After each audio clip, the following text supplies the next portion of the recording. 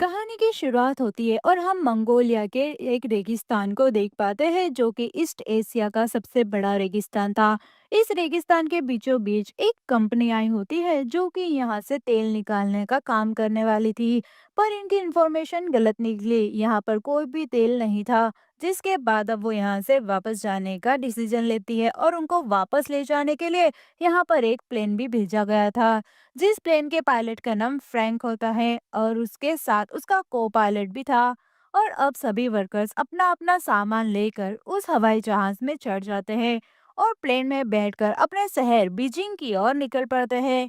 सफर को अभी कुछ ही वक्त गुजरा था कि यहाँ पर तूफान आना शुरू हो गया था। ये देखकर फ्रैंक का को पायलट उसे कहता है कि हमें अपना प्लेन लैंड करवा देना चाहिए और तूफान के थमने के बाद दोबारा से उड़ान भर देनी चाहिए। लेकिन फ्रैंक उसकी बात नहीं मानता और इसी वजह से तूफान में वो लोग फंस जाते हैं। वो लोग रेडियो की मदद से संपर्क करना चाहते थे लेकिन संपर्क हो नहीं पा रहा था। इसी दौरान उनका एक इंजन भी काम करना बंद कर देता है और अब फ्रैंक इमरजेंसी लैंडिंग के लिए तैयार हो जाता है। पर उसे आगे कुछ दिखाई ही नहीं दे रहा था और उनका प्लेन जैसे तैसे नीचे उतरने वाला होता है। तभी उनके प्लेन के पीछे का हिस्सा चट्टान से टकरा जाता है और उसका दरवाजा खुल जाने के कारण एक वर्कर सीधा नीचे चला जाता है और उसी के कारण वो वहीं पर खत्म हो गया था। और अब इनका प्लेन रेगिस्तान की रेत में घिसटता हुआ आगे तक चला जाता है और जब प्लेन रुकता है तो उसके अंदर दो और वर्कर्स खत्म हो चुके थे। लेकिन अब ये खतरनाक रेगिस्तान में फंस चुके थे ये सारे ही लोग, जिसके बाद ये अपने खाने की सप्लाई को चेक करने लगते हैं, जहां इन्हें पता चलता है कि इनके पास 1 महीने का खाना मौजूद है। पर तभी इनमें से एक आदमी उन्हें कहता है कि मैं चलकर इस रेगिस्तान के बाहर निकल सकता हूँ क्योंकि मैंने बहुत सी जगहों पर हाइकिंग और ट्रेकिंग की हुई है। लेकिन बाकी के लोग उसे समझाते हैं कि यह जुलाई का महीना है जो रेगिस्तान में सबसे अधिक गर्म होता है और तुम इस गर्मी में जिंदा नहीं बच पाओगे। सभी उसे समझाने की कोशिश करते हैं कि तुम्हें रास्ता भी नहीं पता है, इसलिए तुम इस रेगिस्तान में गोल गोल घूमते रह जाओगे। और उसकी बात उस आदमी को समझ आ जाती है और वो अब नहीं जाने का डिसाइड करता है। उसी रात को सब यही जगह पर सोए होते हैं तो बाहर तूफान आने के कारण मौसम वापस से खराब हो जाता है।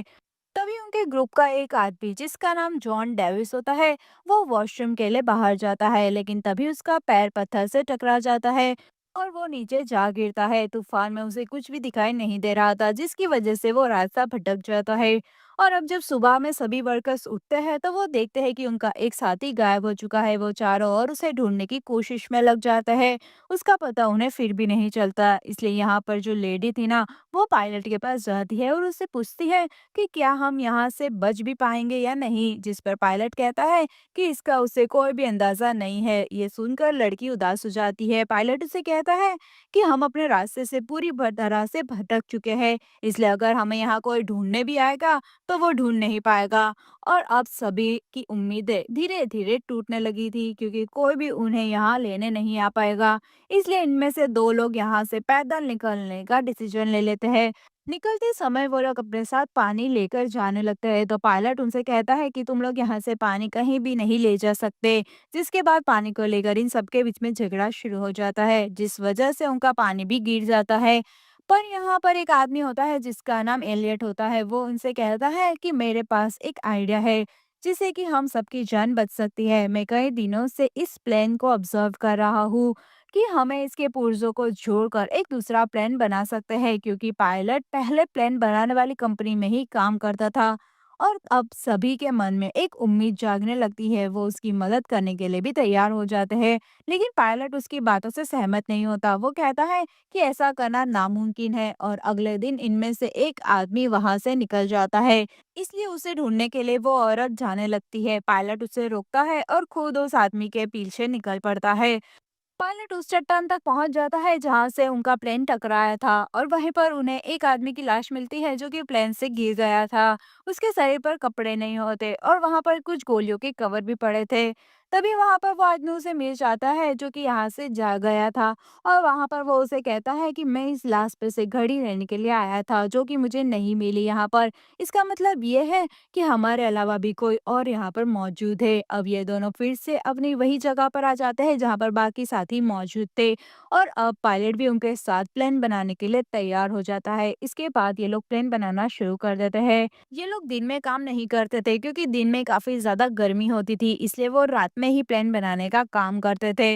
लेकिन इनकी परेशानी तब बढ़ जाती है जब उनका तेल जिसकी वजह से वो लोग आग जलाते थे और प्लेन को उड़ाने के लिए भी रखा हुआ था, उसके ऊपर वेल्डिंग करते समय चिंगारियां घिर जाती है और वहां पर एक जोरदार धमाका हो जाता है। हालांकि इस ब्लास्ट में किसी को कोई हानि नहीं पहुंचती, लेकिन इनका सारा तेल बर्बाद हो गया था। अब इनके पास उतना तेल नहीं बचा था जिससे कि वो उड़ान भर सके और अपने घर पहुंच सके। अब ये लोग रात के बजाय दिन में काम करने लगे थे। दिन में बहुत ज्यादा गर्मी होती है, फिर भी वो हिम्मत नहीं हारते और काम शुरू कर देते हैं। अब इन लोगों ने प्लेन को रिबिल्ड करना तो स्टार्ट कर दिया था, तो एक विंग को जोड़ना बहुत ज्यादा जरूरी था। इनके पास सिर्फ एक ही मौका था, अगर वो विंग गिर गया तो वो लोग प्लेन को दोबारा नहीं बना पाएंगे, क्योंकि उनके पास सिर्फ एक ही विंग पड़ा हुआ था। अब ये विंग को धीरे धीरे ऊपर से नीचे गिराते हैं, लेकिन अचानक से चेन टूट जाती है जो विंग को होल्ड करे हुए थी। विंग अपनी जमीन की तरफ तेजी से घिसरता हुआ जाता है और सीधा प्लेन से टकरा जाता है। ये देखकर सब हैरान हो जाते हैं। अब प्लेन के अंदर ना इनका पहले से ही एक दोस्त मौजूद था जिसका काम उस विंग को बोर्ड से जोड़ने का था। जब विंग गिरता है ना तब वो बाहर आ जाता है और कहता है कि मैंने ये काम मुकम्मल कर दिया। असल में विंग गिरते समय उसी ने उस जगह पर लगाना शुरू कर दिया था जहां लगना चाहिए था। और ऐसे ही अब इनका प्लान बनकर तैयार हो गया था। अब सबको ये उम्मीद होती है कि वो यहाँ से उड़ान भर सकते हैं। सब लोग खुशी मनाने लगते हैं, डांस करते हैं और एंजॉय करते हैं। साथ ही साथ अब वो रेगिस्तान में रेत हटाकर रनवे बनाने की तैयारी कर देते हैं ताकि वो प्लेन टेक ऑफ करवा सके। लेकिन सब कुछ इतना आसान नहीं होता। एक दिन यहाँ पर डेंजरस इलेक्ट्रॉनिक स्ट्रॉम आ जाता है, बिजलियां गिर रही होती है और विंग के अंदर पेट्रोल होता है। इसलिए वो सब लोग वहां से दूर भाग जाते हैं। लेकिन एलियट वहां से नहीं हटता, वो चाहता था कि प्लेन सेफ रहे। अब जब बिजली उसके ऊपर गिरने वाली होती है तभी फ्रैंक खींचकर उसे नीचे गिरा देता है और उसकी जान बचा लेता है, क्योंकि अगर एलियट को कुछ हो जाता तो फिर से प्लेन बनना बहुत ही नामुमकिन था। खैर अभी भी इनके प्लेन में काफी सारा काम करना बाकी था। धीरे धीरे इनका पानी भी खत्म होने लग गया था। एक रात को वो लोग दूर से कुछ टेंट्स देखते हैं, वहां कुछ लोग सो रहे थे। ये लोग असल में स्मगलर्स होते हैं जो कि हथियार सप्लाई किया करते थे रेगिस्तान के रास्ते से। अब फ्रैंक कहता है कि हमें उनसे पानी की मदद लेनी चाहिए। एलियट मना करता है, लेकिन फ्रैंक और कुछ साथी उन स्मगलर के पास जाते हैं। फ्रैंक और उसका दोस्त पत्थर के पीछे छुप जाते हैं। अब सामने वालों के पास तो गन्स होती है। जब पानी वो लोग मांगते हैं तो एक स्मगलर इनके ऊपर गोली चला देता है। फ्रैंक और उसका दोस्त फौरन ही फायर करने लगते हैं और कुछ स्मगलर्स को मार देते हैं, लेकिन एक स्मगलर जख्मी हालत में भाग जाता है। फ्रैंक के पास मौका होता है उसे मारने का, लेकिन वो गोली नहीं चलाता क्योंकि वो खूनी नहीं बनना चाहता था। जेम्स उन मरे हुए स्मगलर से एक घड़ी देखता है। वो घड़ी उसी के दोस्त की थी जो कि प्लेन से गिरकर मर गया था। इसका मतलब ये था कि ये स्मगलर्स पहले से ही यहाँ पर मौजूद थे। अब एक जख्मी स्मगलर्स जो था ना वो लोग अपने प्लेन के पास उसे ले जाते हैं। कुछ लोग कहते हैं कि उसे मार दिया जाए, लेकिन फ्रैंक मना करता है। जब सबके बीच में बहस हो रही थी तब यहाँ पर एलियट अचानक से उस स्मगलर को गोली से मार देता है।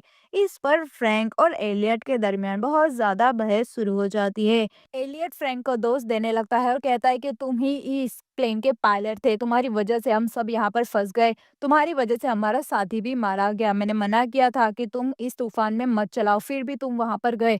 यहाँ पर ये बात सुनकर फ्रैंक को बहुत ज्यादा गुस्सा आ जाता है और वो एलियट को एक जोर से पंच मार देता है। अब एलियट नाराज हो जाता है और उसका ईगो हर्ट हो गया था। वो कहता है कि मैं अब प्लेन नहीं बनाऊंगा, जितना काम मुझे करना था मैं कर चुका हूँ। यहाँ पर मैं 10 लोगों के बराबर काम करता हूँ और तुम लोग सिर्फ आराम करते हो। केली उसके पास आती है और कहती है कि तुम्हारे बगैर हम प्लान नहीं बना सकते, हमें तुम्हारी जरूरत है। एलियट कहता है कि अगर तुम सब लोग मेरे पास आकर मुझसे रिक्वेस्ट करोगे तभी मैं काम करना शुरू करूंगा।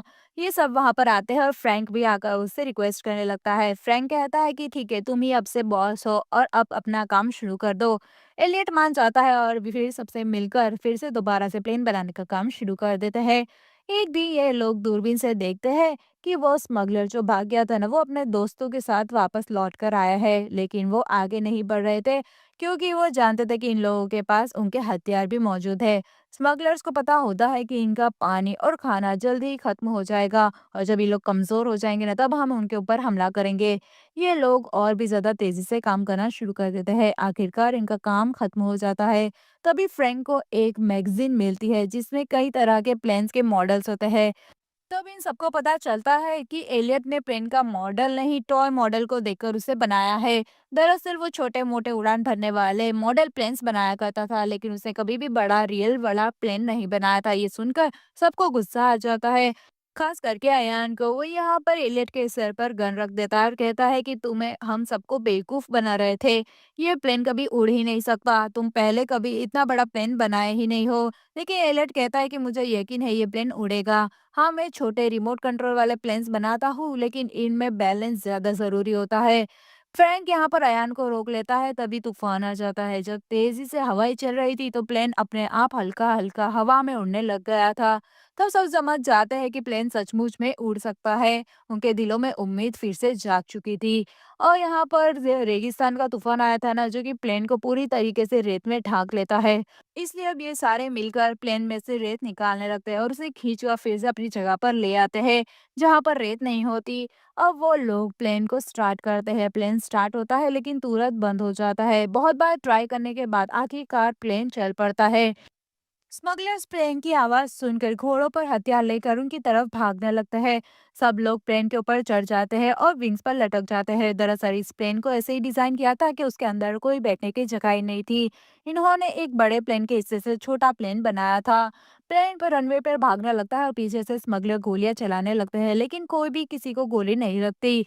जैसे ही रनवे खत्म होता है, स्मगलर्स को लगता है कि ये सब लोग काम से गए, लेकिन अगले ही पल उनका जो प्लेन था ना, वो खाई से उड़ता हुआ बाहर आसमान में निकल पड़ता है। ये लोग खुशी से झूम उठते हैं। महीनों के बाद इनकी मेहनत काम लाई और ये लोग मौत के मुंह से इन खतरनाक रेगिस्तान से बाहर निकल जाते हैं, जहां से बचना नामुमकिन था। एलियट की फोटो एक मैगजीन में छपती है, जिसके बाद उसमें लिखा हुआ था कि नासा की नई उम्मीद। और इसी के साथ ये मूवी यहीं पर खत्म होती है।